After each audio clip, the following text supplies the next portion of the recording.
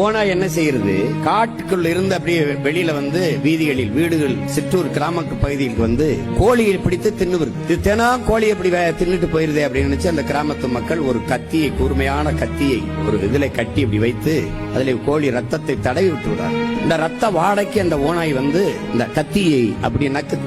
அது நக்கும் போது நாக்கு அறுபட்டு ரத்தம் கொட்டுது. அப்ப ரத்தம் வர வர மேலும் மேலும் மேலும் மேலும் சுவைத்து சுவைத்து நக்குது. தன் ரத்தத்தையே தெரியாது சுவைச்சு சுவைச்சு சத்த அப்படியே சாப்பிட்டுட்டே இருக்கு. கடைசியா மொத்த ரத்தம் சிந்தி செத்து போகுது. அப்படிதான் என் மக்கள் இந்த ஓனாய் கத்தி மாதிரி இந்த இலவசத்துக்கு ஆசைப்பட்டு, அது உங்க ரத்தம் தான், அது உங்க காசுதான், 5000 ரூபாய் என்றால் 6800 கோடி இழக்கிறது அரசு. அரசு காசிலே ஒரு கட்சி தனக்கான வாக்கை உறுதி செய்யும். இது எவ்வளவு பெரிய கொடுமை, எவ்வளவு பெரிய கொடுமை. வாக்குக்கு 2000 காசு கொடுத்து உங்களுக்கு சேவை செய்ய ஒருவன் வருவானா?